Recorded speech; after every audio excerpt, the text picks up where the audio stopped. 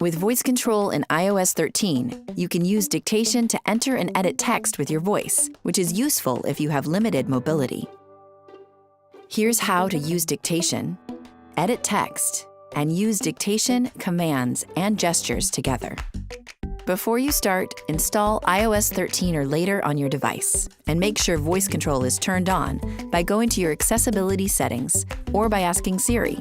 If this is your first time using it, check out the links in the description below to learn how to get started and use basic navigation. We're going to start by sending a quick message, but these commands will work in any app you can type in. When voice control is active and listening, you'll see a blue microphone in the top left corner of your screen. To enter new text with dictation, make sure you're in an active text box and then start speaking. By the way, comma, cake or flan, period.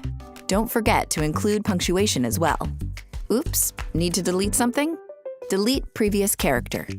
This command will delete the last character you entered. You can also delete your last dictation by saying, undo that. Let's try again, question mark.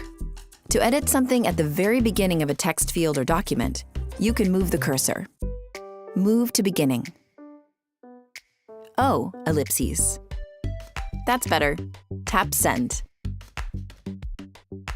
Voice control allows you to edit existing text and make even more corrections.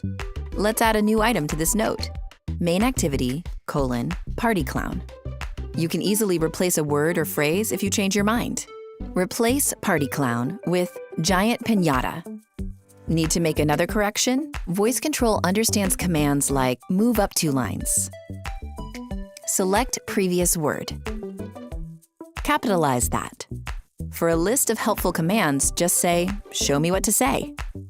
These suggestions will change depending on the app you're using. Say, tap done to go back. If you want to correct a word, you can ask to see a list of suggestions. Select confetti. Correct that. These suggestions could be to correct spelling, show similar words, or even show relevant emoji.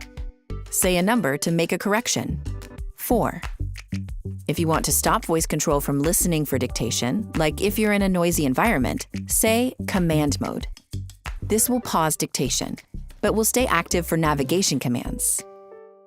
To turn dictation back on, say dictation mode. Voice control can tell the difference between general dictation and commands, like to open an app or tap a button. Open messages. Tap iMessage. Happy birthday! Exclamation point. Looking forward to seeing you Friday night. Cake emoji. Long press send. Tap screen. Swipe left. Swipe left. Tap send with balloons. And there you have it, a hands-free way to type and edit. For more about Apple's accessibility features, subscribe to the Apple Support channel or click another video to keep learning.